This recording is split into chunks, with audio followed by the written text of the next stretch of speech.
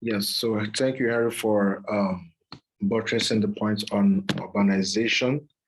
Moving quickly, and so these are some of the material impacts of global urbanization. Harry, do you want to do justice to this as well?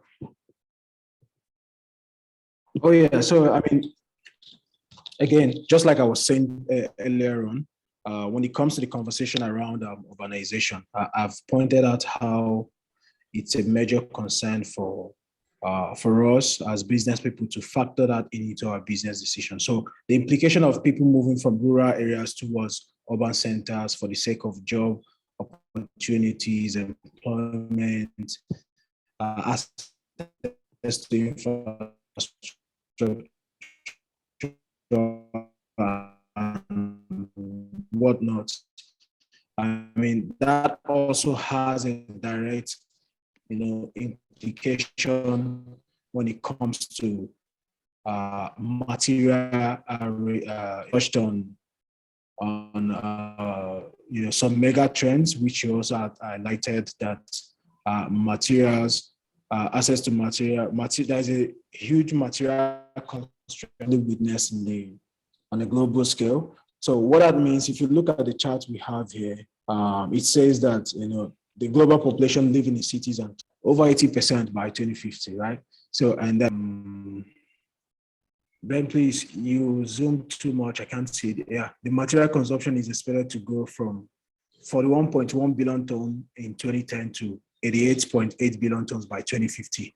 So what this essentially means, if you look at the map or the diagram we have attached, you see that for Africa. So the smaller image you see, image for Africa, represents resources needed for development as at 2010.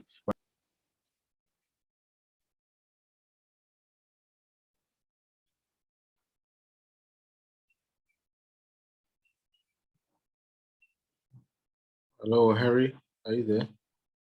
I got caught out. Yeah, I'm back now. So what you're seeing here is, so of course, Africa is expecting to be a very much developing. We're still in we have huge infrastructure deficits when it comes to our development. So it makes sense that we would need and we would require larger material needs for us to be able to develop effectively our cities and our countries, across Africa. So we're projecting that by 2050, we'll be requiring about 792% materials in order to be able to effectively develop as we want to. And that's, if you look at that of South Asia, Southeast Asia, and the other cities that we have, there is a huge demand as well when it comes to having access to the construction materials, steel, cement, and all that. So two things are also to be considered. The impact of mining or producing those resources that will be needed to develop these cities, and also the impact across prices and all that. So these are all huge things that is required, that is necessary that we start considering even as urbanization is becoming a huge thing. So when you find yourself in clusters around sustainability and all that, the major concern is that, hey, we're looking to grow a lot more in the coming years. What would be the impact on materials? What would be the impact of would there be resources? What would be the availability of resources? These are some of the concerns that is being raised, as well as the carbon footprint, the carbon impact of sourcing and producing those materials as well, right? Ben, you can move on to the next page. Okay, all right. So these are for other cities as well. So these are for other regions, yeah. So, and yeah, okay, over to you, please. Okay, all right. And this is specifically for Nigeria. For those entrepreneurs in Nigeria, this is the urbanization growth projection up until 2050 for this one and 2030. So these are major cities where we're going to seek to experience massive urbanization leaps in Nigeria. Resource constraints. And yes. Just one thing, yeah. Sorry, let me say something to the previous slide. So again, this is just proof of the rate of urbanization in some cities. So this is case in point, Nigeria. right? If you can see on the other map, you will see that Lagos State, for example, happens to have is projected to experience, majority of the urbanization rate, followed by Ibadan, Kano, and the likes. Abuja as well. Port Harcourt is also there. So again, as entrepreneurs, this would also give you like a pointer to, some viable markets in terms of, availability of your customer segment and all. This could be pointers. This could serve as a good pointers, for you to plan your next expansion if you find yourself operating within the Nigerian industry. But essentially, what this means is that whatever you're doing, let's say you find yourself in other states that are experiencing high rate of, migration out of the country, out of the states, you should also start factoring in that dynamic into your own, business processes as well. Over to you, Ben, please. Yes, and not just in terms of migration, even in terms of other resource constraints like food, water, you name it. It's also some critical metrics to look at before thinking about expanding to these cities. And then that would sort of help you maximize your risk to opportunity ratio, right? In terms of, making the best of those markets. Yes, so resource constraint, fossil fuel as a case in point. So fossil fuel markets will become more volatile and unpredictable due to items such as higher global energy demand, supply and production uncertainties, increasing regulatory interventions related to climate change. So in today's world, we have the fossil fuel and then we have clean tech or clean energy. So we're in the space where fossil fuel prices are expressing high volatility rates, and clean tech is shaping up and scaling across for the most part, developed countries.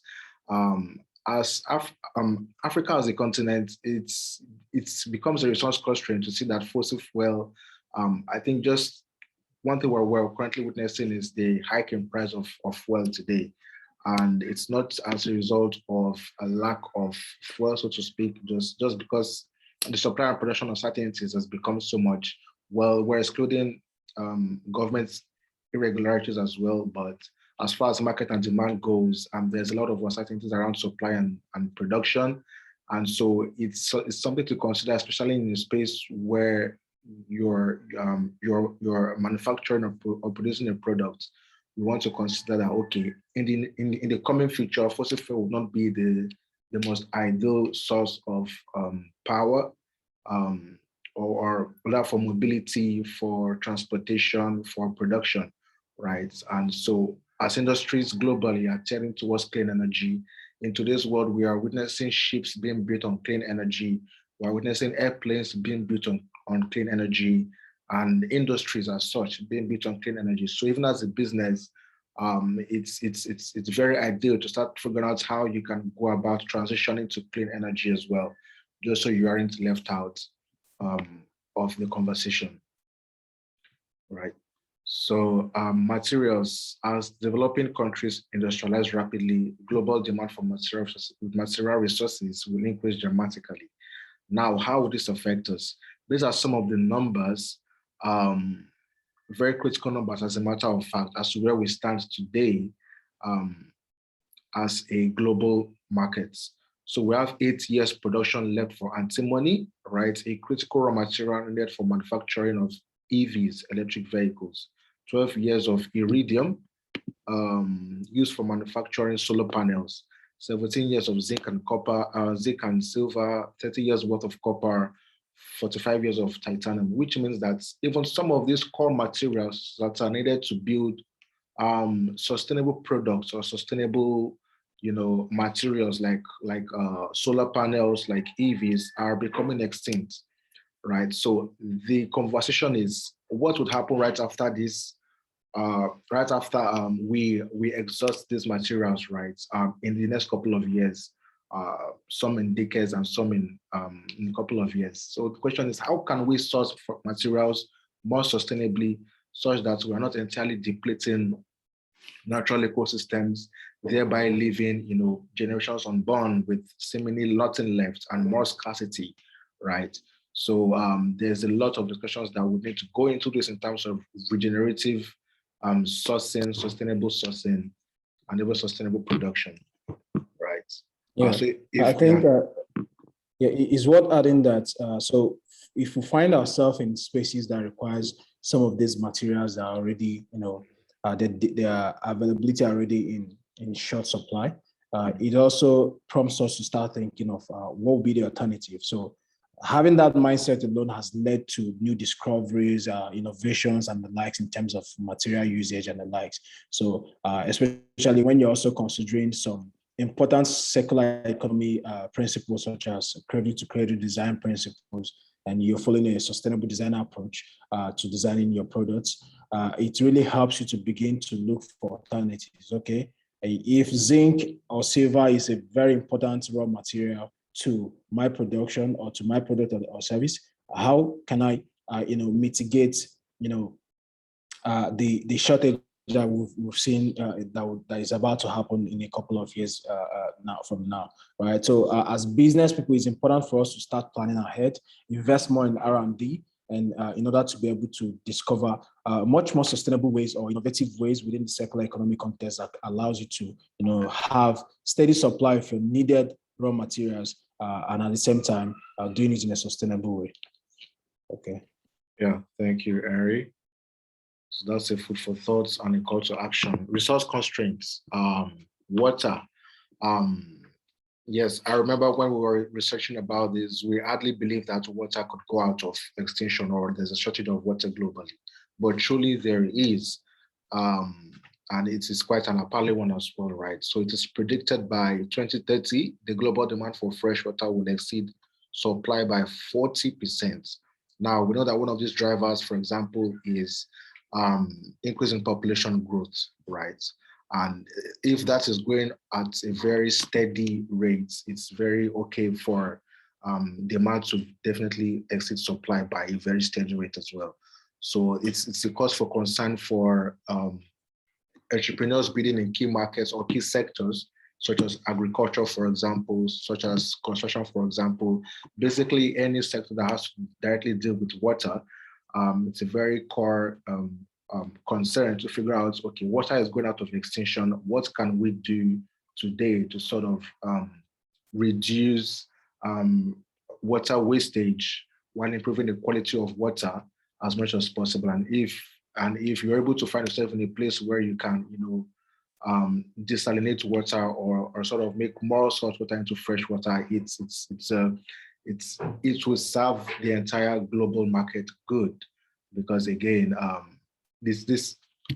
we about a couple of months ago we even saw that water is currently being traded on the stock market, right? Which means it's a no-brainer that it's becoming scarce resources. Harry, you want to say something? So I think one other way to consider the issue of water being scarce is also to look at it. I know some of us on the call, business people, we might not necessarily have any direct relationship with water in terms of water being a need for us to carry out our business operation and the likes. But think of it this way. So let's say you find yourself somewhere in Cape Town. Cape Town in South Africa, is known to have a constant drought issues, shortage of water, fresh water available, and all that. So what we would see when this becomes a severe case, when it becomes much more deeper. Right now, what we're experiencing in Cape Town and every other drought-prone areas is just minimal for now. If we keep going the way we are going on the global scale, without paying much attention to looking for sustainable approaches and being much more responsible to the environment, that case is going to worsen. And what happens is that you start having serious migration out of cities like that, right? If no solution is being brought to place. So you as a business person, finding yourself in that environment, and happens to be that Cape Town is one of your core city where you are, operating. What happens when that impact of water comes? You see that you start losing customers, not that they are leaving or they are refusing to patronize you as a business person, but because life is no longer easy for them there. So what they do is they move out to other places where they can have access to water. So what we've seen some businesses do is by thinking constructively about the social dimension of their business, they're able to address the problems that their target audience or the communities that they serve are likely to face. And that includes maybe investing in CSR projects that allows, that helps such communities to tackle the issue of water scarcity. So that way, you're not just helping, you're not just doing good to the people you're serving, but at the same time, you're helping ensure that that problem is managed, which also ensures, and I mean, from what we looked at Mode 1, it helps your brand image, and at the same time, it also improve your bottom line because you're getting both brand loyalty and at the same time improving the livelihood of the people that you serve. And preventing scenarios like what I've just said earlier. So that's just one way to look at this issue of water scarcity. So that is what we mean by turning risk into opportunity, right? Absolutely. So thank you for sharing that, Henry. Resource constraint, food security. This is one I believe every single one of us can probably relate to, given the hike in food basket we're expressing today. So in the next 2 decades, the global food production system will come under increasing pressure, right? And there are mega trends driving this as well, right? Water scarcity, population growth, deforestation. And here's a very key statistics here, right? 2 billion tons of food is wasted each year. 30 to 50% of our food is wasted either in supply chain or in consumption and could feed another 3 billion people. Right now, if you look at that level of waste and how appalling it is very critical to figure out, okay, how can we build more sustainable supply chain where we design out waste, right, and keep more resources and build a very efficient system around food. And this will come for entrepreneurs probably in supply chain or logistics or agri-tech, right? And it's a very key sector that we've seen entrepreneurs tackling and scaling at large. But it's a clarion call to recognize that this is a very viable space and it's very large to come into this place to figure out, okay, how you can start, helping or helping the entire African populace transition into food security. Food security will be a place where, the average citizen earning the basic salary can very much afford to eat food and eat good food and be satisfied, basically. So with more food in waste, we're witnessing very increasing hiking prices, right? So this is a clarion call for entrepreneurs to really come into this space to figure out, okay, how can we mitigate food insecurity or food wastage as we're experiencing today? So I think let me add something here. I know the way some entrepreneurs think, especially those for building tech products. They will be like, hey, I have nothing to do with water. Hey, food, it doesn't affect me. But just take the scenario I played with that of water scarcity, and that is likely to, make you lose customers, not indirectly, but as a result of something happening. So when we talk about sustainability, when we talk about how the impact of climate change would affect our bottom line as business people, these are some of the things we're looking at. And when we talk about ESG being a strong tool for us to leverage in order to develop and build strong and sustainable businesses that last the test of time, it means being able to look critically at the environmental components of a business, social components, and of course, governance components of a business. So when we talk about food security, even as tech entrepreneurs, it's an important theme for us to also consider because we've identified this as a major, mega trend that is shaping, the involvement of, sustainability as we know it to be today. So when we talk about food, food shortage being a thing, it's a threat, an indirect threat to our business models, in the sense that this affects the people that likely to be our customers. This directly affects our customer segments. Independent of wherever sector you find yourself, it's something that has to do with people. So this is why, even as business owners, we can't just keep ignoring the social aspect or the people aspect of running our business, even though we find ourselves running a tech startup or a tech company, right? So it's important we also pay attention to these mega trends and be able to find innovative ways we can be able to tackle these problems. So, for example, one thing you could do is make solving this problem. If after you've done your materiality test or materiality assessment, you find out that food security would be one of the major impacts that will affect your outside stakeholders, maybe your customer segment and likes. Developing a strong CSR strategy that helps you to address this across the communities where you are operating in would really help you do a whole lot more things that we've already touched base on in the first module, right? So that's just one way for us to look at this very problem as entrepreneurs as well. Go on, Ben, please. All righty. Disruptive innovations. So this is basically addressing how technologies are shifting in today's world to become more human-centered, from IoT devices to deep tech, and it's changing the way people basically think and work today. So in developing markets like Africa, there's also the clarion call for more transparency, right? People want and will have information on products and how they are produced. Digital natives are defining new forms of engagement and social and environmental issues.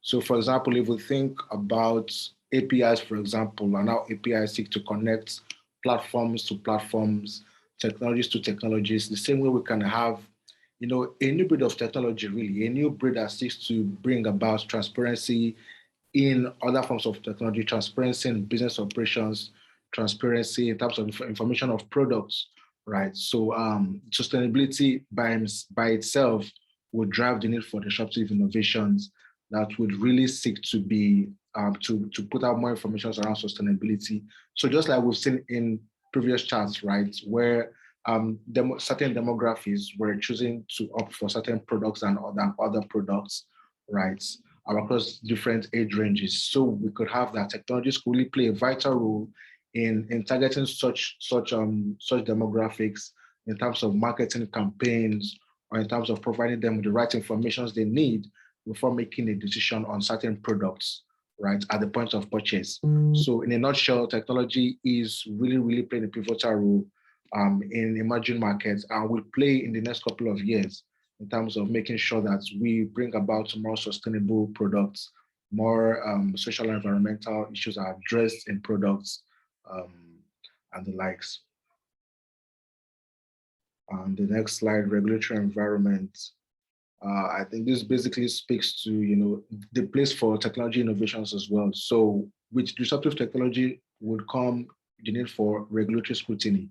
And so ESG in its entirety as well would allow that businesses are very much able to make sure that even though they are trying to innovate in a way that certain regulatory pointers won't affect them today, with the help of ESG, they're able to look 360 and figure out, okay, looking from the lens of ESG, we want to build responsibly. We don't want to find ourselves, being chased down by government or the regulatory bodies. ESG still helps you become more responsible and really protects you from whatever regulatory environment you find yourself playing, even as you go on to build disruptive technologies, right? And this is a quick map of some of the G7 basically, and how they are how they've adopted TCFD and the ones that have not adopted TCF. So TCFD is one of the most prominent climate-focused regulation or regulatory bodies in the world at the moment. So these are geographies from North America to United States. Apparently, Africa isn't on the map, so which means that there's a lot of work to do in terms of, first of all, debunking the myths around climate change and making sure, yeah? Sorry to cut you short, Ben. Yeah. So just to paint a little picture as to what our participants are seeing on the screen. So, you just talked about regulatory environment and how, that has becoming a growing thing across different regions. What we are seeing here is some countries across different regions that have been able to adopt some form of firm regulation as regards to adopting sustainability in businesses. So, for example, if you look at North America, one of the things they've been able to do is to, adopt TCFD as an important disclosure or a must-have for organizations in the country, right? So they are also working closely with TCFD. The Canadian government is working closely with TCFD to ensure that they have a unified disclosure or disclosure framework that helps organizations to be able to report what they do. So far when it comes to Africa, we only have a case study in South Africa, right? So what we've seen in South Africa is that the national treasurer has the recommended standards on environmental and social risks, as well working with TCFD as well. So most of these countries you're seeing here, they are countries that have said that, hey, you know what, the TCFD standard is something we want to make universal, or is something we want to make mandatory for organizations to really key into when it comes to disclosure of climate-related activities as well. So what we're trying to say in the nutshell is that this is becoming a thing. We're expecting such mandatory, disclosures to, grow over the years, even as the impact of climate change becomes more and more evident and experienced across different geographies. So we're expecting more countries to adopt any type of disclosure and make it even mandatory. Right now, what we see in most countries is involuntary disclosures. But these countries, as we've seen here, has worked closely with TCFD to make disclosures mandatory for organizations. So if you find yourself operating in any of these regions, it's important to also look closely at these initiatives and see how you can, be on the good side of regulation. I mean, in Model 1, we looked at how that could be a major problem for you and your company, even in the early days, right? Or when you're looking to assess some benefits as well. So I think that's what I thought it would be nice to point out on this slide. So Ben, you can go on, please. Yes, and hopefully this will be a ripple effect across other countries in Africa as well. Sorry, just to add to that, Ben. Yes, kids. Can you go back to Okay. So like Henry said, for now, it's still voluntary across most countries. But we've been seeing a wave where it will soon become mandatory. For instance, in New Zealand, it's been made a law already that financial institutions with assets of over $1 billion, have to report they have to create a TCFD report from next year. Last week, I remember someone asked, what's the role of financial institutions in all of this in ESG sector? So they have a huge role to play, and most of the regulations actually start from the financial sector. Even here in Nigeria, recently, the Nigerian Exchange Group organized a training TCFD. So that's to show you that, it's beginning to trickle down here, and, very soon we'll begin to get mandatory regulations as well. So I just wanted to add to that. Can go on, Benjamin. All right, thank you, Kate. I think over to you, Henry. Systems Yeah. and sustainability. Yeah, so these are all important considerations, for us to make.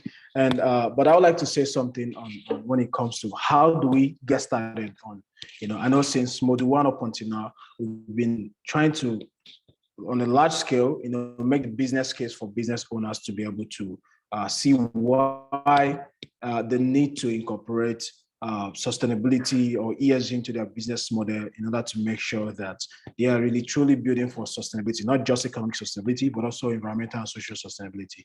And at this section, one thing we'll try to look at just on a little bit for a short period of time is just to explore tools or ways by which we can, effectively, get started on solving this issue. So at Climata, one of the tools we leverage on or work with a lot is what we call systems thinking. So if you notice, when it comes to the conversation around sustainability and ESG, it's a cloud, like it's a very huge problem that's obviously, looks like we don't know where to get started. How do we get started? That's the question that pops up on most entrepreneurs' mind that are considering ESG. Where do we get started? How do we go about this? And I will tell you that since climatic conditions, social conditions, and of course governance conditions shape the impact that we are saying that we are proposing would affect our organizations, this becomes a major problem for us to look at. So one of the things we try to look at is, how do we get started on this? What can we do? How can we incorporate, or how can we consider in our thinking the environmental aspect of running our business, social aspect or governance aspect of running our business? How do we look at all these and in order to come up with something that works for us? So since systems thinking, it's one major tool that helps us to think, from a holistic perspective, how to effectively, think about processes, how to think about how business is impacting the environment, for example, and also, of course, how the environment also impacts our business. It also allows us, or gives us the framework to also consider how is our business interacting with people, and of course, what feedback are we getting in return, and of course, also helps us to explore the governance structures that are in place to ensure that we are coming up with strong policies around ESG. So, for example, a company, while trying to assess consider or assess their own sustainability policy, or develop a plan, a roadmap for themselves, they might be considering, from a myopic way, how dependency of its direct dependency on water, for example. And as a result, they might not be able to think about how the supply of its material resources could also be impacted by increasing water scarcity. So remember when Benjamin was, sharing with us, we touched base on some resource constraints that are likely, that are really driving the mega trends we are seeing, that are driving the trends we are seeing in sustainability, and water came out a couple of times. So it's easy for us to say, hey, you know what, water has no direct impact on our business. But when you're thinking in systems, because what we do as business people, we are operating systems across different touch points. So thinking in systems allows us to identify or isolate a material problem or a material issue specific to our business, and then assess the implication and impact of that across different touch points within our ecosystem, as relative to our businesses. So systems thinking is one major tool that we leverage to help us to ensure that we're doing a 360 approach when it comes to solving for or integrating ESG in businesses as well. So this is just what we can. It's a very broad topic, but I thought at this module, it would be important for us to bring it up, just for us to start thinking in that terms. So these are some of the tools that we leverage in order to help us integrate very well ESG into our processes. Ben, over to the next slide, please. Okay, I'll let Kate take it from here.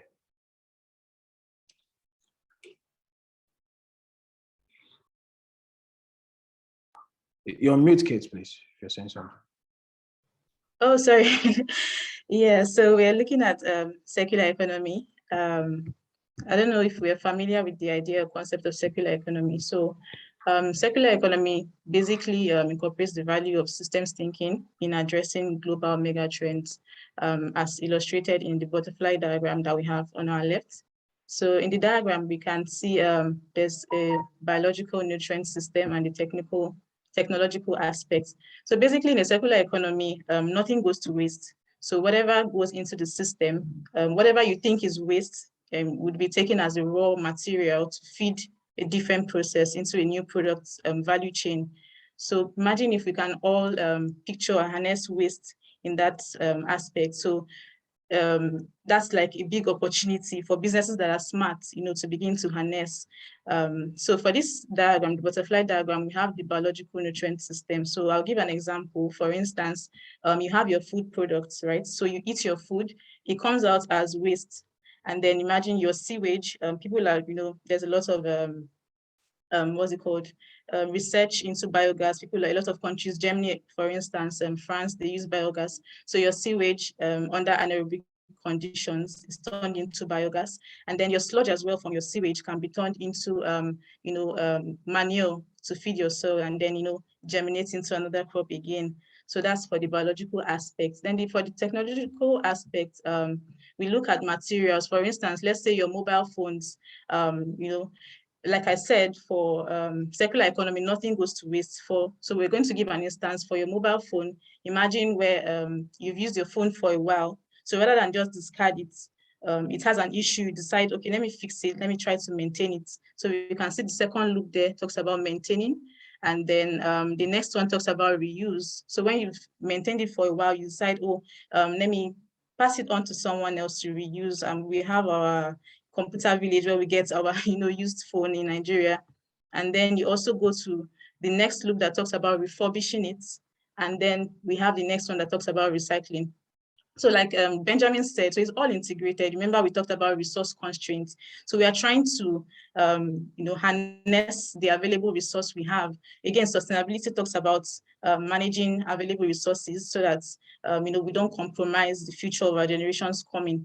So imagine that instead of, going to mine rare metals that are used to make our mobile phones, we can extract some of the metals there when you, separate the components of the phone, and then you recycle it into making something new. Also, if you look at the construction sector, right now it's very common when a building is demolished, you see people use the rubbles to go and sand fill other areas rather than going to use, boulders, and that's a way of, managing your available material. So like I said again, circular economy basically talks about restoring waste. So there should be nothing about waste in the circular economy. So this model seeks to ultimately decouple global economic development from finite resource consumption. So our normal system is called cradle to grave. That's the business as usual, where we take raw materials, we make it into a product, and then we turn it into waste, and it goes to the landfill. Circular economy now focuses on, instead of cradle to grave, it's called cradle to cradle. So it goes round in a loop. So your raw material is used for something, then what should have been waste becomes a raw material into something else. And like we said, sustainability isn't just about managing your risk. It's also about opportunities, seeing opportunities. So for businesses that are smart, they would see this as opportunities to begin to harness products that other companies have seen as waste, and then turning it into something new. So for instance, there's also a company that they produce tiles. So rather than having people going to buy new tiles, what they do is that if you have bought tiles from them already, and then your tiles are getting worn out, they come to your company or your house, wherever you install the tiles, and then they take it out. They help you take it to their factories. They recycle it into new tiles, and then they install for you again. So nothing goes to waste. So that's basically the idea of circular economy. So stop there for that. I don't know if you have anything, Henry, to add to that. Again, circular economy is just a tool within the construct of thinking systemically or thinking for new ways or how we can really start to address the issue of making sure that we are building responsible businesses across boards, across environmental, social, and governance aspects of our businesses. So circular economy is just a tool. So even as we've touched base on this is just on let me say, we didn't go too in depth at this diagram or try to buttress it because it requires a lot of time to do this. The truth is that even as a business person, let's say you find yourself in the hardware part or you're into manufacturing, it's important that you start thinking of your products in that line, right? How do you ensure that your products, you extend the lifespan of your products? Is it that you're building products that after 5 years, that's the end, and then they throw it away and then customers come back to buy? We've seen companies on a global scale innovate their way around how they manufacture their products.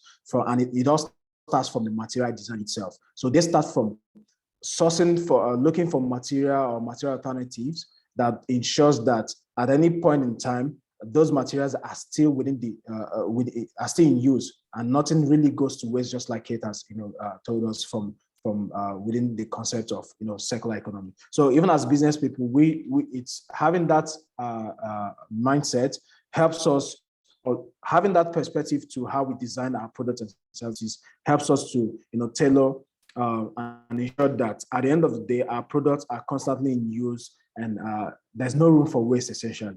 And believe me, this unlocks a new revenue stream for you, and also unlocks, there's room for innovation even in terms of durability of products and and all that, right? So we've seen a lot of companies follow that model, and and they've been able to do something amazing as well, right? So Ben, can you please move to the next? Exactly. Sorry, just to add to that again, I saw a comment from someone in the comment section that said she makes shea butter, he or she, I don't know, and then the shea butter is packaged using recyclables. So I think that's you know, an interesting idea, and it's nice to see that there are people already exploring that opportunity. Yeah, yeah, very interesting dynamics there, and that's how it should start, right? So the next question would be, how do you make this scalable? How do you make this something that you can replicate across boards with minimal, you know, cost to you and all that? So again, approaching sustainability is not a one-time thing. It's something you constantly keep improving your processes. You know, you constantly keep investing in materials and all that to ensure that at any point in time you're coming up with the best material that is needed for your product or your service that you're offering, right? So I think at this point, let's just look in a bit more into practical terms. So we've been talking so much about making the business case for sustainability. We've also looked at, you know, on a surface level, some of the tools that we can begin to explore to, you know, address the issue of sustainability within our businesses. Right now, if you remember, one thing we talked when we discussed in the first module was to be able to identify material risk within the context of ESG and identify those risks and build metrics that we can track and measure, and then of course be able to show how we are performing over time, right? So I remember also during the first module, we also touched base on why disclosures are becoming an important thing if you're looking to exit, and if you're a startup or a company looking to exit or even raise from bigger firms, private equity firms that have made you know, ESG disclosure an important component to maybe getting access to their funding or even being listed on their IPO platform. That becomes a major problem for you. So this is the first step as to, you know, building that you know, disclosure metrics, what you're going to be disclosing at the end of the day. So that's what we call material risks. Ben, can you move over to the next page? And so a little bit of what materiality is about is that it's just primarily the principle of defining the social, environmental, and governance topics that matters to business and its stakeholders, right? I also remember during the first module, we also mentioned that ESG is not just, is also seen as a risk management tool by different stakeholders. For example, investors use that as a risk management tool to also mention that, yes, that if I'm considering investment in a certain business, how are they, what material issues have they identified and how are they addressing those issues? So by material issues, these are issues that could affect or impact your business on the long term, you know, be it social issues or environmental issues or even governance issues that could be a problem. In the first module too, we looked at some examples across these different dynamics as it affects businesses. So what we're looking at here on the left-hand side of this diagram is Unilever's materiality metrics, right? So, no, can you go back? Yeah. So one thing they did was to consider the importance of these material issues to their stakeholders, and also the importance of these material issues they've identified on their business itself. And one of the things they did was to, you know, try to grade that. Does this material issue have a lower impact to our stakeholders, and what is the impact to us? So again, at the end of the day, for example, if you pick communicable disease, which they identified was a material issue to their business model, it ranked lower, both on its impact on them as a business and also lower on its impact to them as a stakeholder. So even though it's something worth keeping an eye out for in their process, it didn't really matter so much. But even though it's something that could impact their business. So take, for example, there is an outbreak. There is this perfect example that happened sometime in Asia, where baby formulas was it infected or something, and it caused, you know, deaths across the region. The company in question was fined, and I think at the end of the day they were shut down or something, right? So since Unilever is also in the business of, you know, providing consumer goods, so any communicable disease is surely a material issue for them and something they should start keeping an eye out for, But in terms of how it ranks as compared to other things, it ranked lower. So let's pick, let's say, agricultural sourcing, which also was, fairly higher material issue for them as a business, and also it was a higher material issue for their stakeholders as well. So in a nutshell, each of these issues you've seen inside these metrics are risks, material issues that Unilever has identified as an organization that has the potential to impact both themselves and their businesses. So what they did was to also take each of these risks and draw out metrics that helps them to measure the impact both on themselves as a business and also across the stakeholder groups. And what they're doing over time, especially when they're reporting at the end of the day, the sustainability reports that happens yearly or quarterly or whichever way, depending on what the business chooses to do, they report how they are performing over time across these whole issues. And this helps you as a stakeholder to understand how we're performing, and also helps you as a business owner to identify how you're performing across the issues that has the ability to impact your business or your stakeholder, and which eventually would impact your own survivability as a business. So it helps you to optimize and see how this is how we're performing in this area. We need to do better in this area, or we need to, or okay, you can effectively say that, hey, we've been able to reduce the impact of, let's say, fair compensation, the negative impact of fair compensation on our business, and we've been able to reduce by X number. You can be able to communicate to relevant stakeholders how you're performing across these problems. And this is a very good way to start. Ben, can you move to the next slide, please?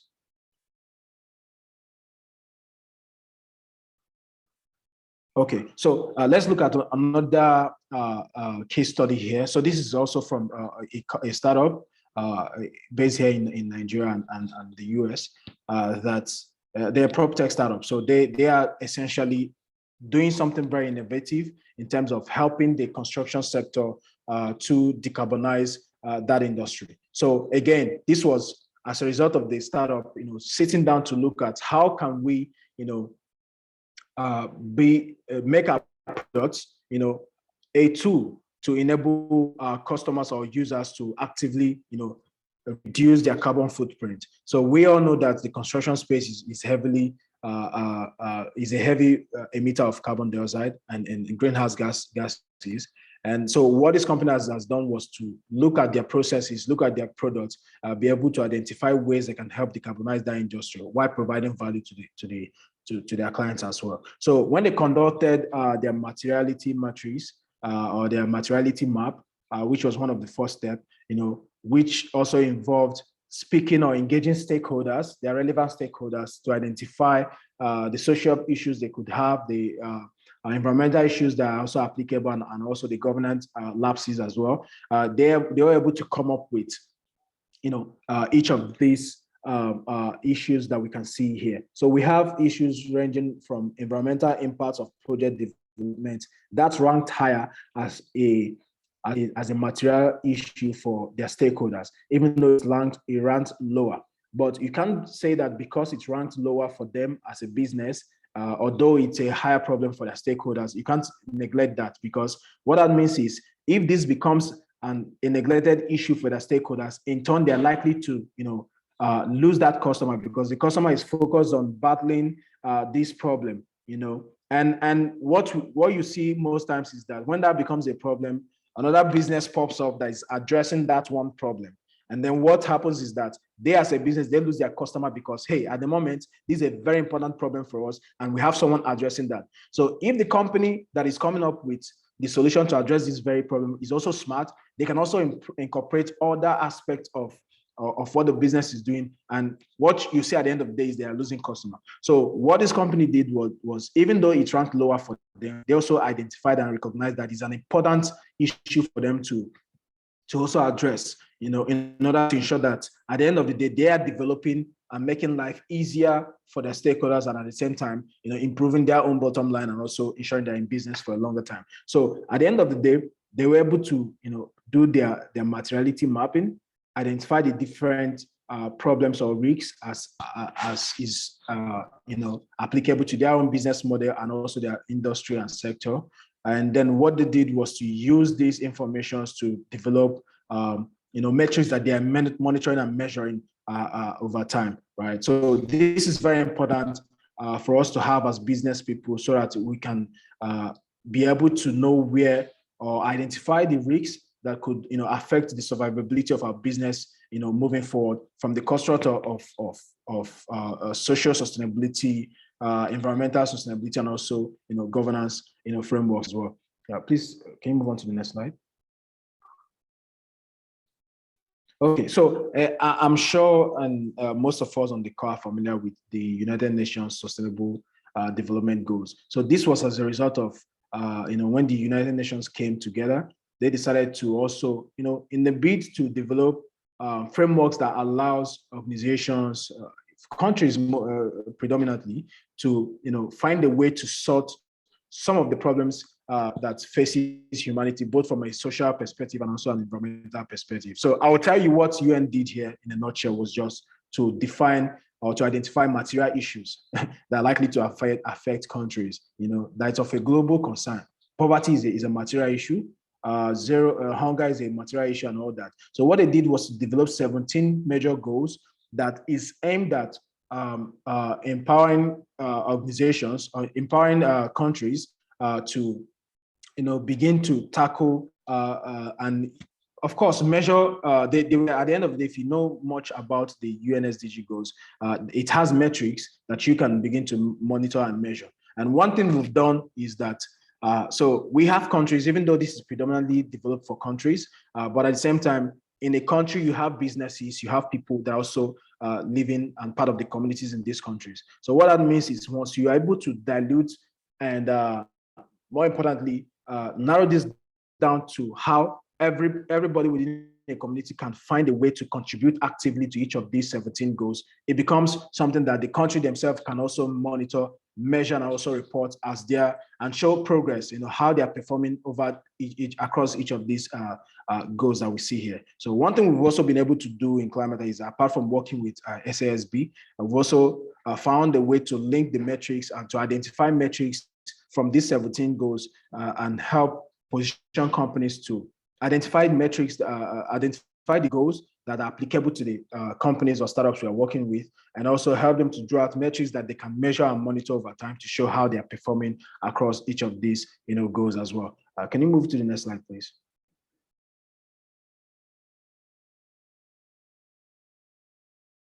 Yeah, so just what I was saying about why it was formed and all.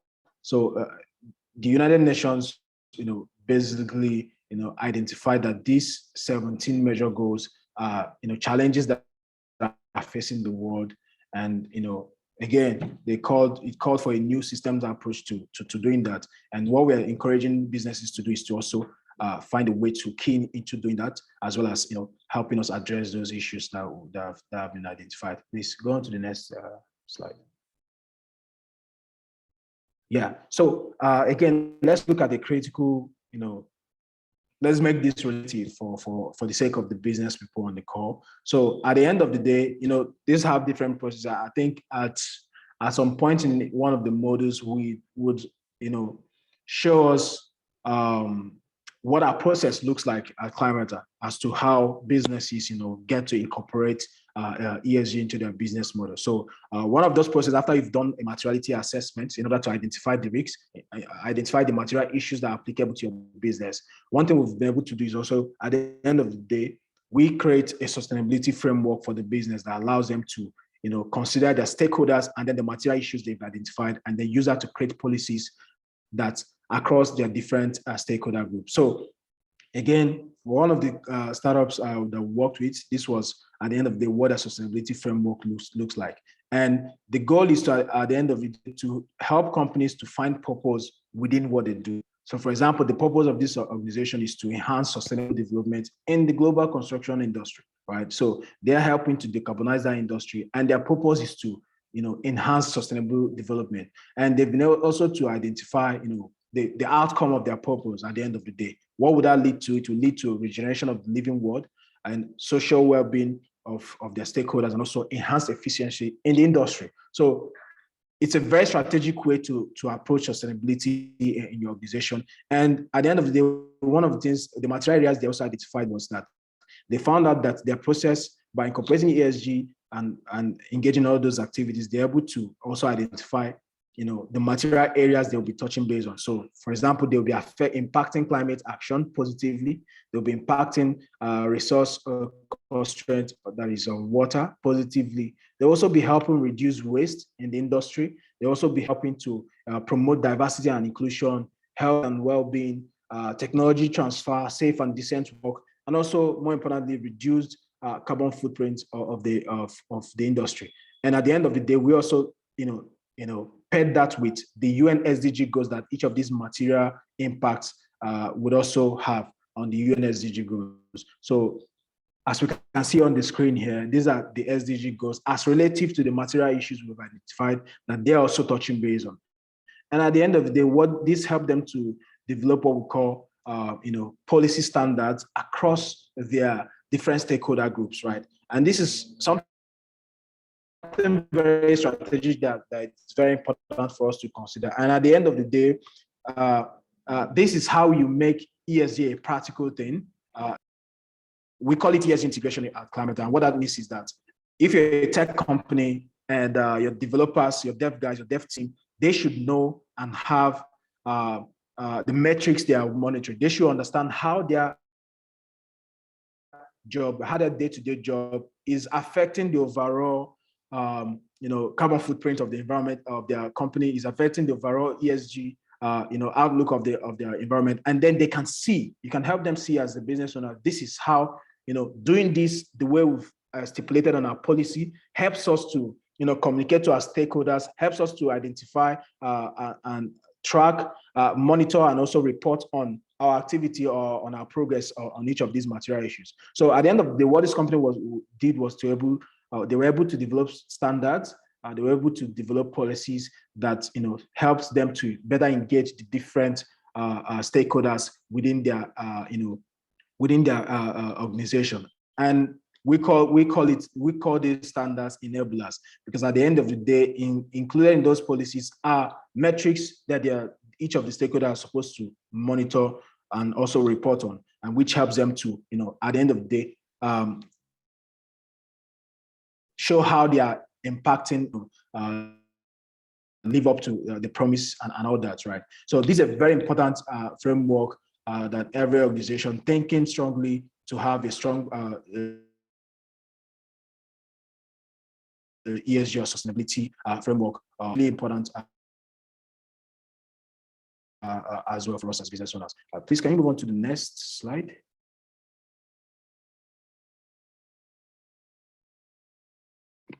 All right, Cynthia, Kate, over to you. All right, so we're going to our case studies as we did last week. This time around, we'll be looking at Embark and FedEx and how they were able to provide a solution to urbanization. Remember, Benjamin talked about, he hammered a lot on urbanization, how we have a lot of population in cities now. Studies have shown that by 2050, we would have 68% of the world's population living in cities. So that's obviously going to put a lot of pressure on the available infrastructure. Next slide, please.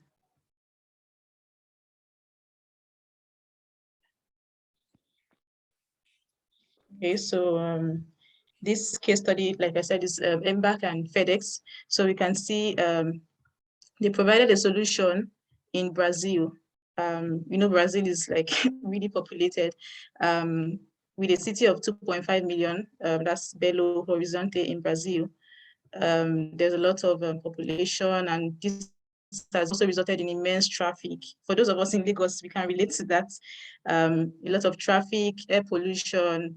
So Embark and FedEx decided to create a solution for sustainable mobility by designing a public bus system that moves five times faster than a car during rush hour. So you can imagine if we have more of this available, you can imagine the amount of cars that will be taken off the streets and then the ripple effect on the amount of greenhouse gas emissions that will be reduced as well.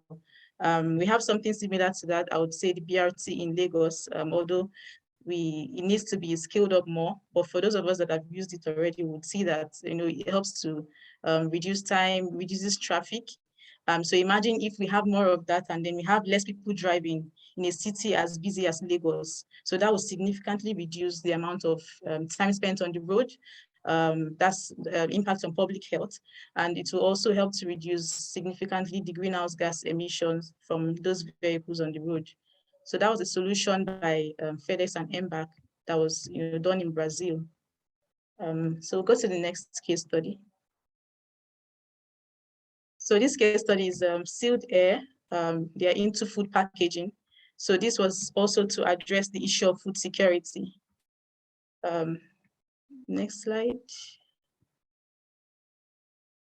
Okay, so as the world's population continues to grow, like we go back again to the first beginning of this session where Benjamin hammered on food security as well. As the population of the world continues to grow, there's a pressure and demand on food supply, and this affects the security of food. So Sealed Air decided to collaborate with World Wildlife Fund and China Chain Store. So they realized that from the China Chain Store, there were a lot of food waste because they were not able to preserve their frozen chicken properly. So Sealed Air decided to create a sustainable packaging for the poultry products that would help to preserve them for a longer period of time. So more or less like have a longer shelf life for these products. And they were also able to collaborate with retailers to also address some issues in their supply chain, that was able to help them have a longer shelf life for their products. And obviously this significantly reduced the amount of food waste, and also reduce the emissions from providing more livestock feed that would have been used to produce more food, more poultry products, instead of that would have replaced the ones that were wasted. So that was an innovation by Sealed Air collaborating with Worldwide Fund and then China Chain Store. So that's the case study that we have for today. Next slide.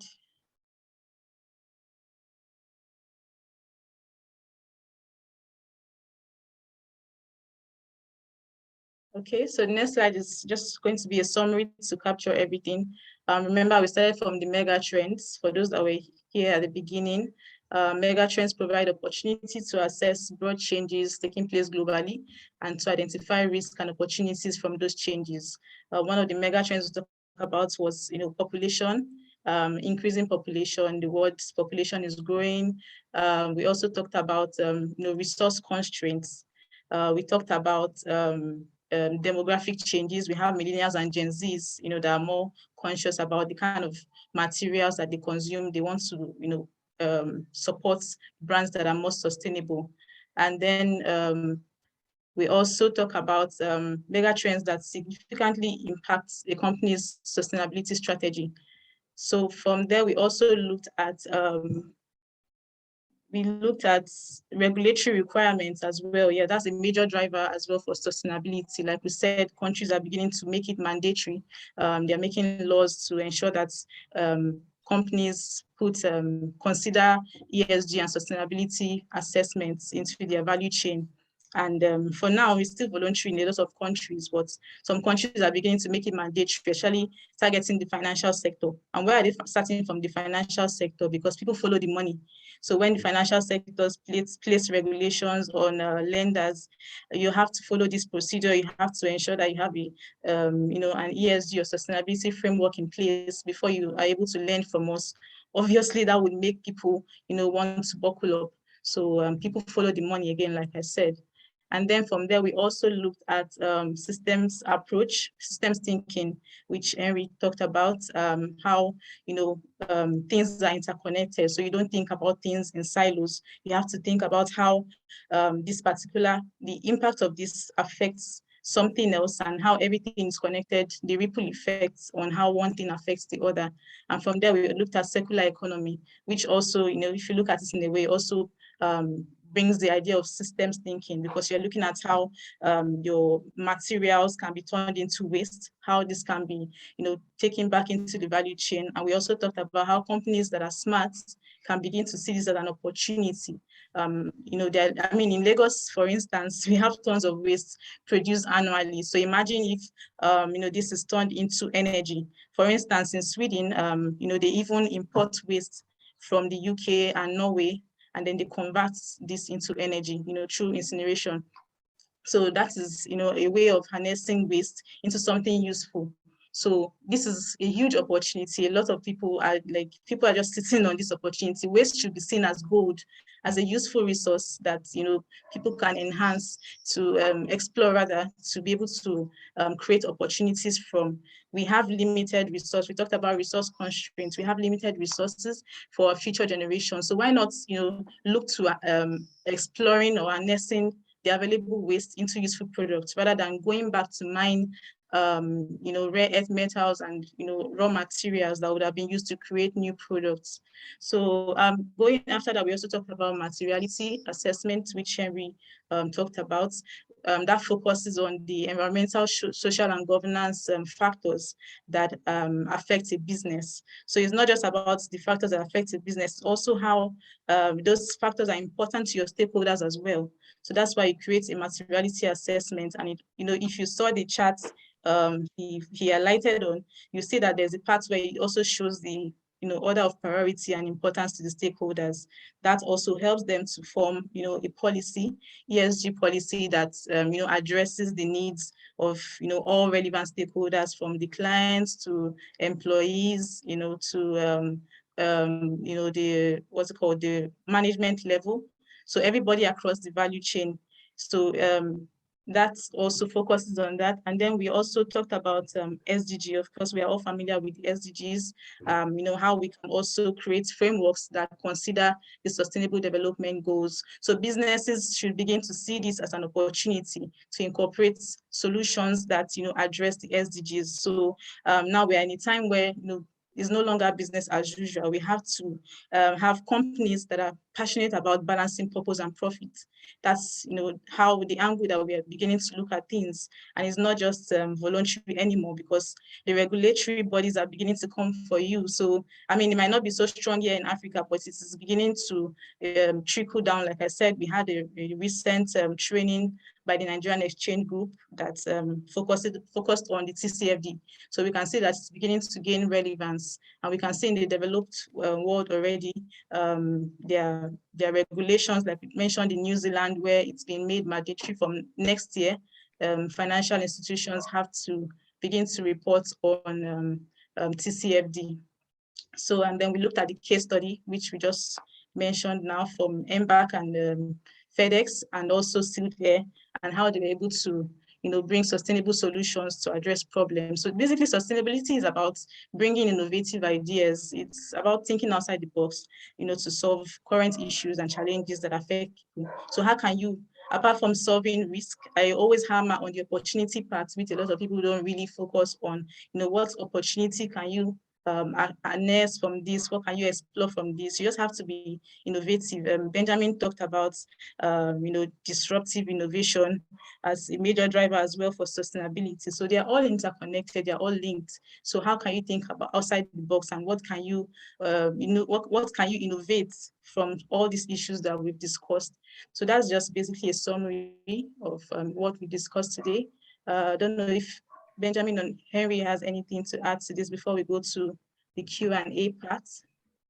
No, you're spot on. I believe it's quite clear, and it's a practical thing. But before we get to that point, it's important we lead, our listeners, our participants on this course, on the journey, on the theory aspect of it, just to understand, have a full understanding of what sustainability and why it's important for them. And then I'm seeing a lot of questions in the chat, but please, we're getting to that in a short moment. So over to you, Ben. Yes. Thank you, Kate, for elaborating on all of the single modules or sections in the module. I think we jump right into Q&A. We are quite short on time, but hopefully we can get to answer as much questions as possible. So Henry, here we go. So we have a question from Ibrahim Salau. is asking for references for statistics on slides 17 and 18. So let me try to locate that. I think we're talking about the resource constraint for materials. Yeah, materials and we water, can make I guess, that. yeah. We can make that. Yeah. Yeah. This one. It's something we can make available, So yeah, right? absolutely. Yeah, so Ibrahim, it's something we can make available. It's not an issue. So we usually send on your emails more or less like a recap of what we've done, and also access to the recordings and all that. So maybe while doing that, we would include that. We include the references for this as well, and also the one for water. I mean, there's a bunch of references for that, even right off of a simple Google search, right? So, but yeah, Yes. we'll attend to that. And next question, please. Okay, next question is from Victor Fabome. And in practical terms, an ESG personnel combines several roles, like a role fit all for sustainability of any business. Environment, social, and governance should be different roles, but an office will combine all of this. Now, can you explain the role of an ESG manager and his place in the structural organogram of big company? Okay, so I mean, this is it. I like to be practical with things, and I will tell you for sure, those are just tags, name tags we give to roles. But I think it's up to the organization to define the exact roles, the activities that I've seen some people have ESG manager, for example. I've seen some people have head of sustainability. I've seen some people have different names for sometimes the same roles, sometimes different roles, right? So depending on what the objective of the organization is, they're the ones, it's entirely up to them to define what they want their sustainability manager to do, what their roles entails and all that. So it's entirely up to the organization to do that. But I will tell you on the call, at least relative to your question, I will tell you that the role of a typical sustainability manager involves, depending on the organization, could be just to manage the metrics, or to manage the different heads. For example, what we've seen in organization is that most times the topic of sustainability is not something that even most times the founders of the organization, they are not really aware of. They don't know how to go about it. They don't have the expertise to do this. So usually they look for a subject matter person to come and head the unit and also advise them on what to do when it comes to their sustainability initiative. So sometimes the role of the sustainability manager involves preparing reports, sustainability reports, if they already have a framework in place, or sometimes we've also seen cases where sustainability manager also helps coordinate activities around sustainability initiatives, CSR initiatives and the likes, right? So these are some of the things that role could entail. But honestly, like I said, it's entirely up to the organization and what they want to achieve, or what the role they want to achieve. They're the ones, it's entirely up to them to define what they want their sustainability manager to really do for them at the end of the day. Okay. Moving on, we have another question from Victor. Okay. And do we advocate better ESG practice among some invasive foreign companies in Nigeria where heavy pollution takes place? Financial pay is low and beats governance structures through bribery. Very important question. So let me tell you guys, let me tell you something on this call. So Victor, most times, let's take a trip to places like Europe or America that have, somewhat strong sustainability framework, that have especially regulations. We've talked so much about regulation. So some of the countries that have strong regulations, mandatory regulations, you see companies adhering to the standards that have been set.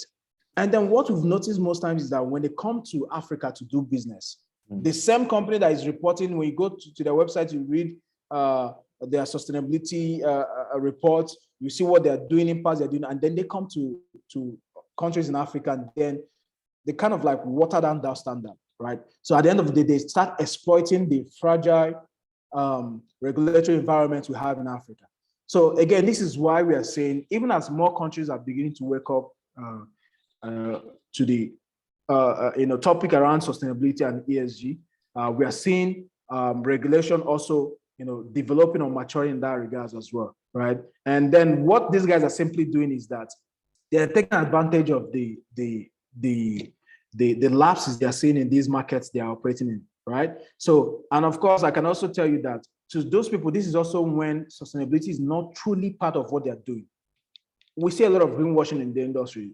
A lot of greenwashing is happening across different organizations claiming to be sustainable and all, right? So what happens in markets, developing markets, when they expand to those markets is when they stand the true test of, hey, are we really living up to our sustainability standard? So again, that's why for us at Climate Matter, it's really about us helping organizations and the entire workforce to really see sustainability as something that is not just a feature to have on your business model or to report on a website that, hey, we are sustainable, we're doing this, we're doing that, and all that, all that greenwashing message we see. It's also something that should be part of your daily operational activities, right? So what I can tell you for sure is that they're just exploiting the lapses in the regulatory environment when it comes to sustainability in these African countries or emerging markets or developing markets, as the case may be.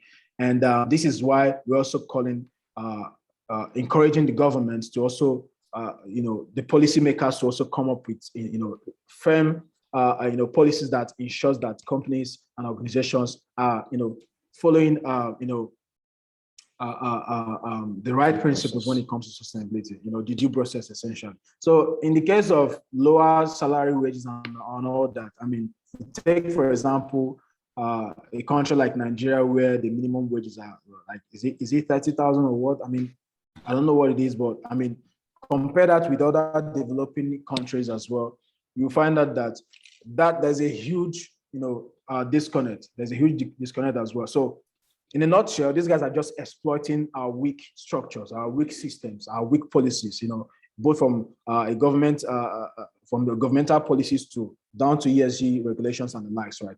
But so what you see is that it's just a true test for, are these guys truly sustainable? Are they truly socially conscious organizations and the likes, right? So they're just exploiting the gaps in the markets. And that's what I can say to that question.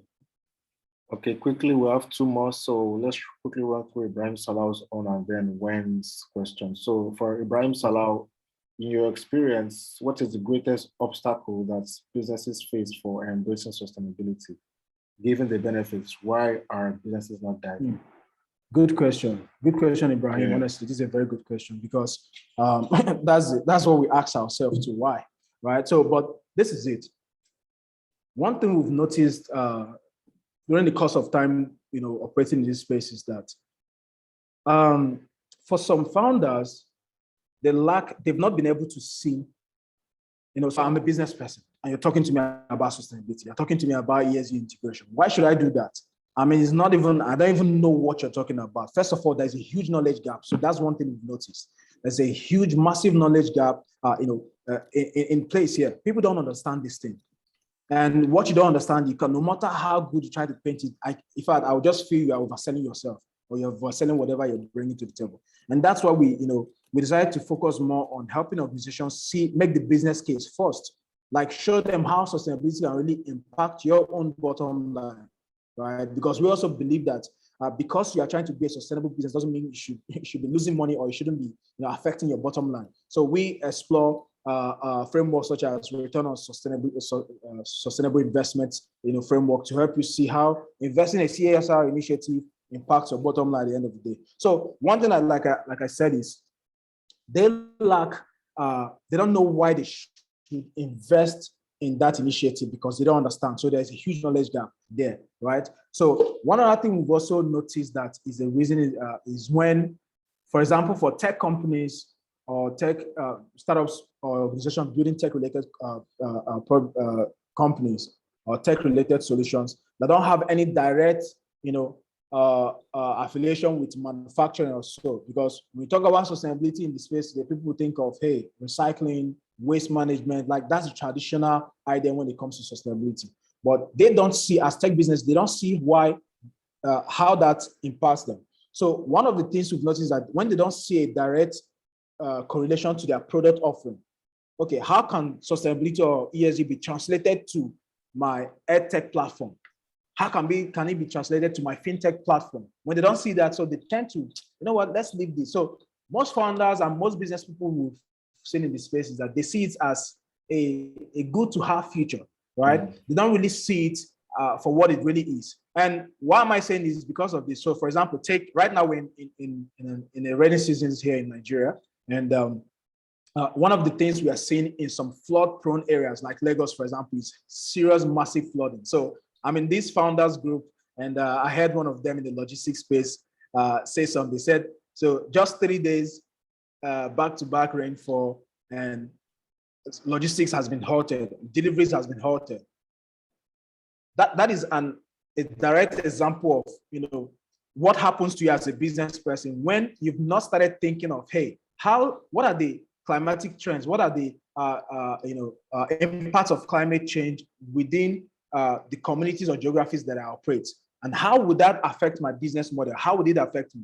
So not being able to critically consider in a systemic approach, consider the impacts of climate change on your business model, it really leaves you, prone to such experiences, for example. So, but if you're a forward-thinking company that's embraced and integrated ESG and you've identified flood or whatever it might be as a material issue, it begins to help you to begin to think, okay, how can we solve this problem even before the problem comes, right? So, and what that does, it gives you, imagine if there is an organization that thought, come up with innovative ways to continue delivery even in flood-prone areas. Imagine what that would do to you in terms of market share. Imagine so many things that could arise as a result of that.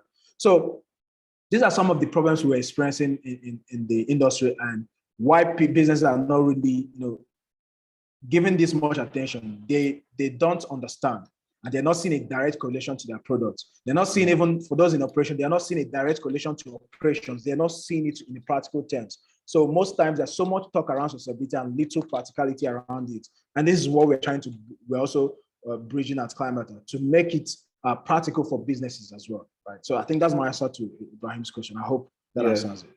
Just to add to that, two other points as to why businesses are not doing this is that they are not seeing other businesses doing it. So that's why they are also not doing it. And even in the startup ecosystem or even business ecosystem, there's this bandwagon effect, right? I need to see somebody doing it before I jump on it. Mm-hmm. But we're telling you that besides the fact that we have businesses doing it in developed climes in Europe, the opportunities are very, very clear. And we're at Climate, we're telling you that there's no better time to do this than now. So come on board and let's take the ride together. That's one. Number two, there's this perception that integrating ESG is very expensive, right? It's very capital intensive. Well, in some regard, it is true, especially if you're dealing with perhaps you're in the manufacturing space or production space. But I can tell you that there's something we're able to design. So Climate, we're not only a consulting firm, but we're also a design lab, right? Where we can absolutely rethink your products and your processes, just so we can start with the most minimal resources and start driving very good, impactful outcomes. And again, we have access to quite a number of impact-driven investors that will be willing to come on board to say, you know what, let's go on this journey together, right? To reduce the capital burden or capital strain on your business, even while you start taking proactive steps and good measures in ESG. So yes, I thought I'd add that as well. I would also like to add that. Go on, Henry. Go on, please. After you. Okay. So another thing, I also think that the reason why a lot of businesses are not integrating ESG is also a lack of foresight, and the fact that a lot of businesses are not seeing the opportunity aspect of ESG, how it helps their business, be more resilient. The thing is, a lot of companies or a lot of businesses are more reactive than proactive. So they wait for something to happen first before they begin to think of solutions. So like, for instance, the example Henry gave about the logistics company. So imagine their businesses has halted because of the heavy rainfall that we've been seeing for a couple of days. So imagine a business that, has integrated ESG and has planned ahead, to prepare and, gain more resilience for issues like this coming on board. So for companies like that, imagine people that have, patronized those other ones that, were not able to deliver their products for those number of days that it's been raining heavily. Obviously, they would, begin to look for companies that can deliver. And then this gives this other company that is more resilient access to a new market share. So that's the opportunity aspect that we're talking about again. And then I'll give another example. For instance, during the NSAS protest, Coca-Cola, they have a very strong, community engagement framework. So during that period, a lot of factories, were invaded by people that were protesting, and they had their properties destroyed. But Coca-Cola, the Coca-Cola factory was not touched. Why? Because the communities around their factory, they have that sense of, they feel like, oh, we are part of them. They've had programs where they did a lot of recycling initiatives that benefited those communities. So that helps to prevent damage to their property. So that's another way of looking at it, the opportunity as resilience aspect. So it's the lack of foresight, more or less. That's absolutely. Absolutely, I agree with you, Kate. And again, that's the thing about it speaks a lot about the quality of entrepreneurs we have out there today, right? So, and essentially, what we're really campaigning and advocating for is that, we need to be thinking ahead, right? I've heard most people tell you that, hey, the impact of climate change, they don't see, they don't even want to hear. So, for example, offsetting, what will I pay to offset my carbon emission, let's say for a trip or so, right? So again, it's when we have a disconnect, when we don't understand that, when there is no viable planet to live in, there is no business. You can't be that billion-dollar company anymore, because when your communities are fragile, there are climate catastrophe happening everywhere, and you think it doesn't have anything to do with you because it's not part of a business model, or you can't see a direct. The truth is there are direct implications and also indirect implications when it comes to the impact of climate change. So as business owners, it's important we begin to rethink how we see sustainability, rethink how we see climate impact, or rethink how we see climate action and the likes. And also, it's also important to note that in terms of investing in sustainable initiatives, there are you can also quantify the value, the return on investment. Some of those value are quantifiable and some are not. For example, what you explained about that, the case of Coca-Cola being left alone just because they have a good social sustainability framework that has allowed them to develop strong bonds with the communities they serve. That can be, in fact, I think it can be quantified. Now, rate how much of the stock they had at those areas at the time, and imagine they were able to break in and vandalize and all that. Check how much that would have been lost as a result of that. So at the end of the day, it's about putting people first, putting the environment first, and if you do it well, you'll be able to see huge bump in your return, right? So it's an added advantage to what you do when it comes to sustainability and the likes, right? So Ben, I'll let you ask the next question, please. All right, last question for today is from Wen. Do you have good sample materials of startups that are successful in communicating their ESG efforts and results to their investors, including the following: pitch deck, ESG reports, ESG policies?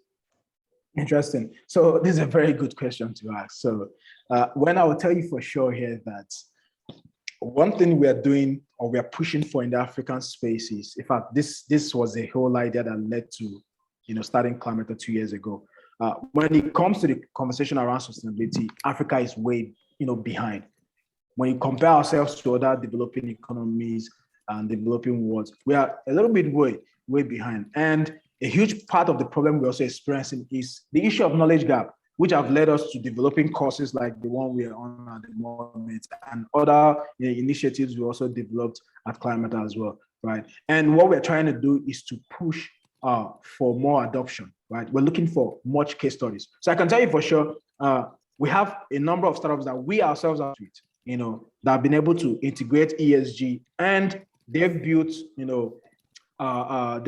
metrics that they are monitoring. And I also like to say at this point that ESG reporting is not something you integrate ESG in the first year and you start reporting the next year. Usually it takes like at least 3 years to be able to report substantially or significantly on something, so long as you've been tracking effectively for the past 3 years, your impact and the likes, right? So, but internally, the startups are aware of what is happening. They are seeing how they are performing over time. So for you to have something really substantial, it takes at least 3 years before they come up with their first sustainability report. So we have some examples in US and Europe predominantly as well. People doing things like this, people integrating ESG and also reporting not just to the investors, to their different stakeholder groups that they've identified.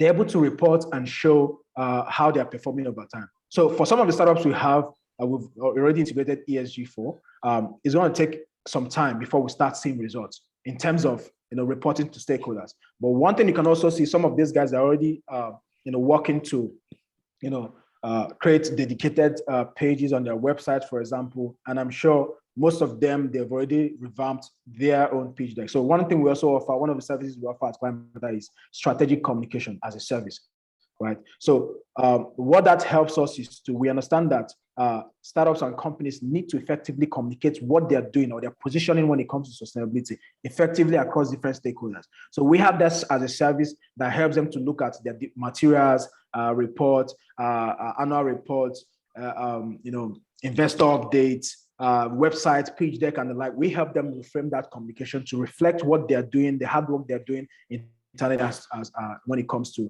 sustainability. So, but for the sake of reporting to investors and the likes, it takes at least 3 years. We could see, depending on how heavy or how advanced the startups are, at least between 12 months to 18 months, they are able to report after 12 to 18 months, right? But maximum, at least 3 years, that's when we'll start seeing some reporting materials. And this is for, startups that we've worked with.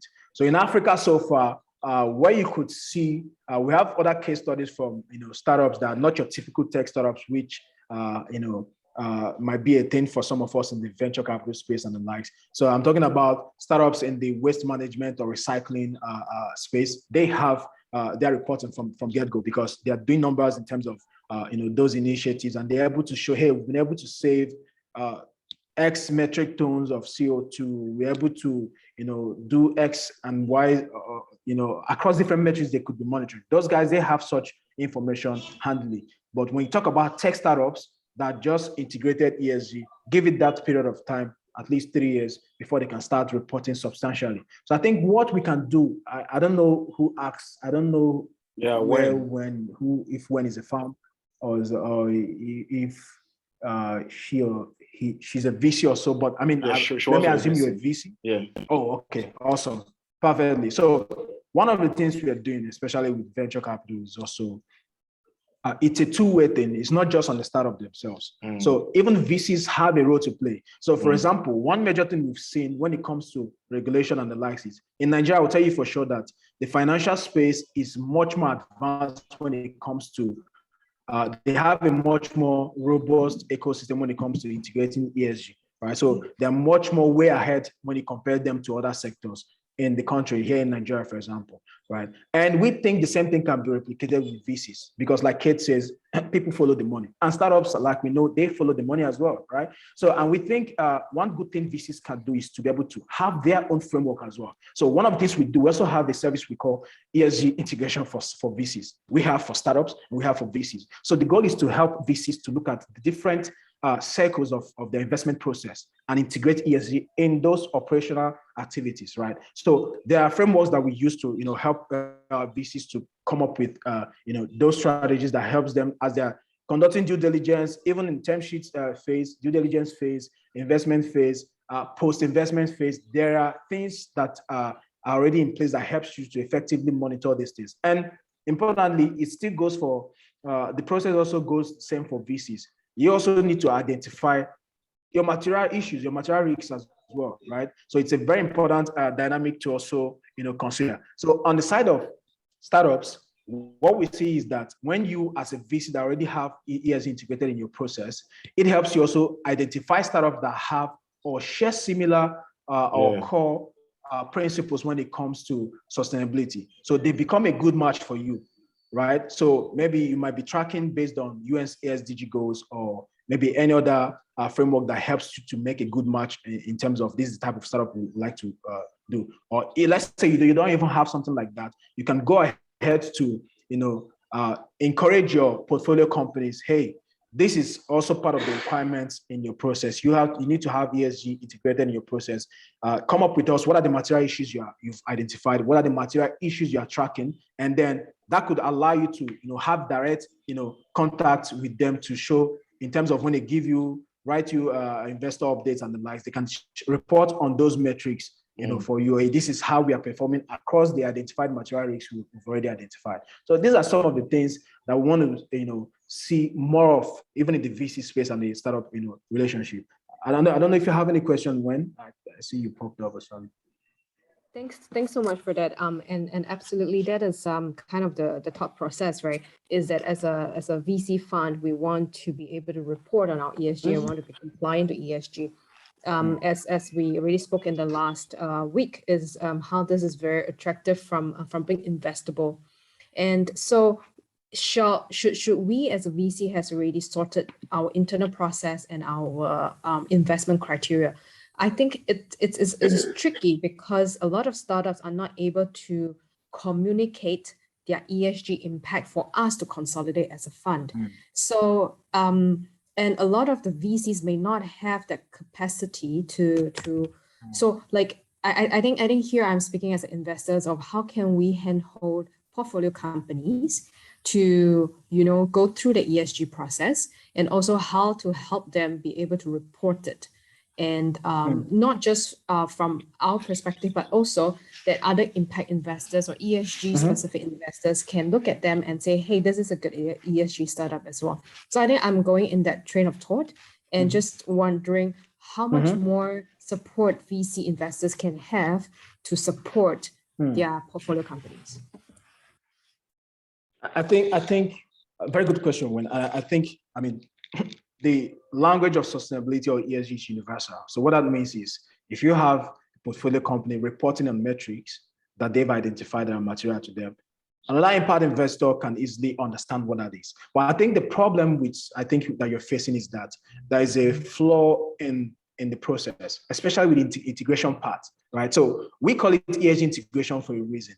It has to be integrated down to your operations, and not just your business, but down to operations. Then at the end of the day, you draw out metrics, clear metrics that you are tracking across different material issues the startups might have identified. They should have a metric they are monitoring to help them see, hey, this is how we're performing on this issue over time. This is how we're performing in terms of CO2 emission, or this is how we're performing in terms of, whatever the material issue could be, this is how we're performing. There needs to be a way that they've been able to not just identify it, but also integrate it down to the operations. So at the end of the day, the employees on the forefront can also report effectively how they are performing given their engagement and how it relates to the material issue in question.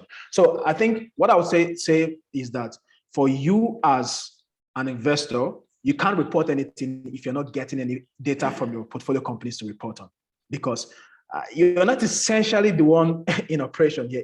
It's your startups, your portfolio companies that are the ones, feeding you data that you use to report as an organization. Hey, this is how we've performed across whatever metric it is. So like I said again, I think the first problem is you need to really reassess your integration process, both internally at your VC firm. You need to reassess the integration process. What material issues have you identified? That's one. Once you identify those material issues, then you should use that to, streamline down to the type of companies you need to look for. So the companies you need to look for should also be able to, you're not just investing just for the sake of, hey, it's a good deal or whatever or whatnot, but also the values in terms of what they are.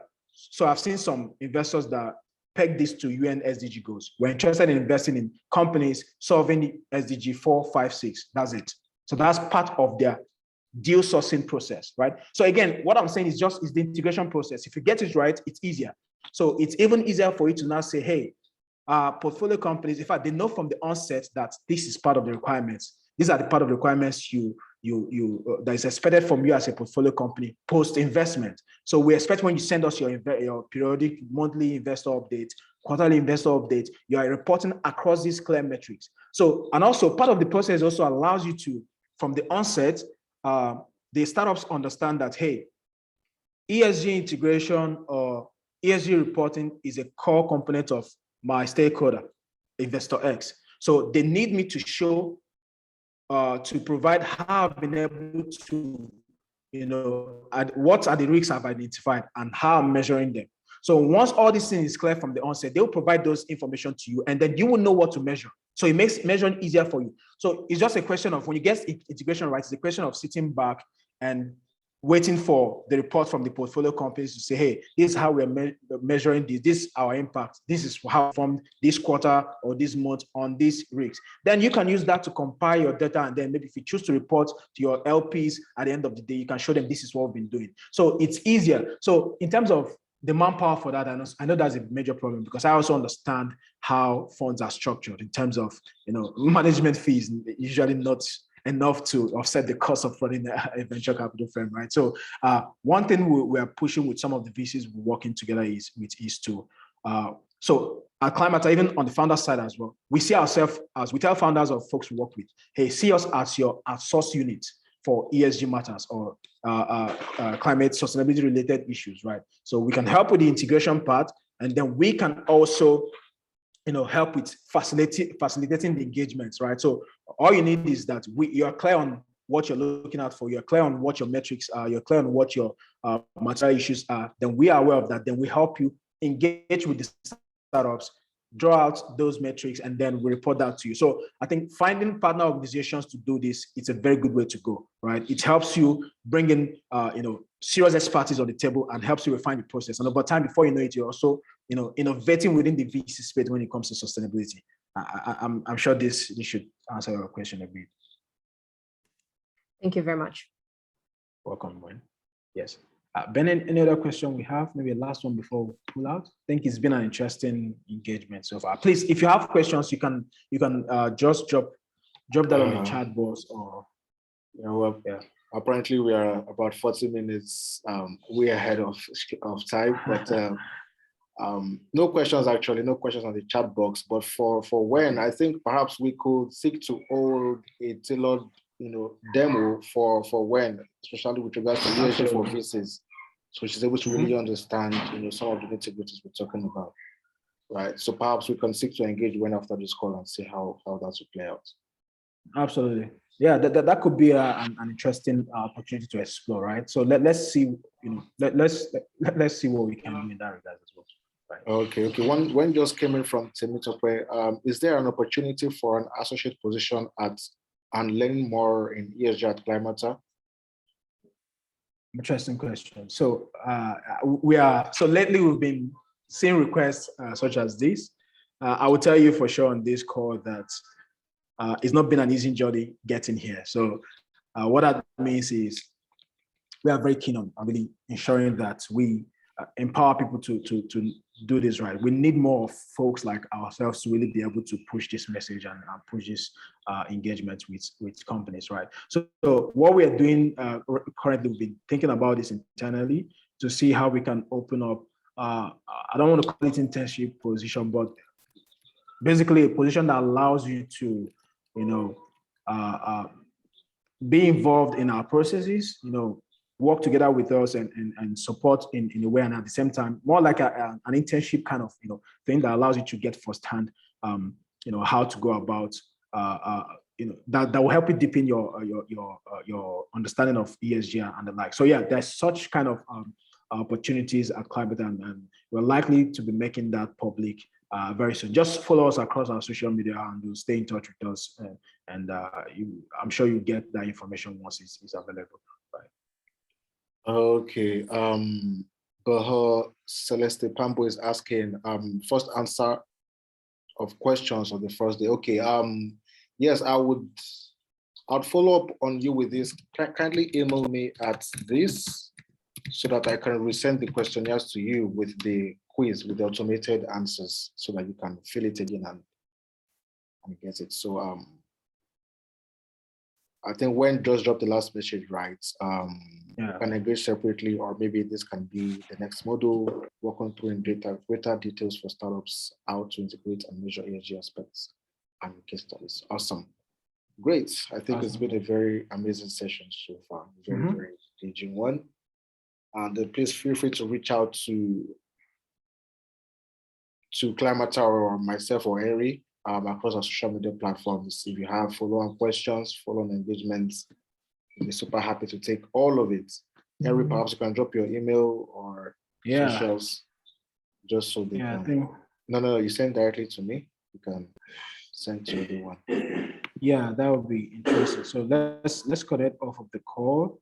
And of course, we'll be having, let's get to the end of the course. I think there's an opportunity to have one-on-one conversations with different businesses, so as to give more like a tailored approach to what we do, right? So yes, as a follow-on to that, actually, Module 3, which will be happening next week, we're going to be having a breakout session, right? Where we're going to group various entrepreneurs to speak with some of, or quite, well, all of us basically. So Harry may speak to 3, 4, 5 entrepreneurs, Kate will do the same, and I'll do the same. Let's get to understand where you are in your business and perhaps get to answer some of the, perhaps unique questions you're having around ESG and how we can come through for you.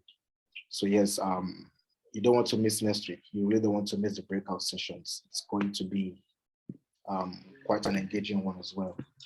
Okay, everyone. Harry, any last words before we wrap up? No, that's all from here. Thank you so much for the patience. I know we overstretched on time, but I believe it has also been engaging. Thank you so much for that, and then we'll see you all next week. All right. Kate, bye-bye. Thank you too. Thank you, everyone. Thanks for your time. All right. Bye.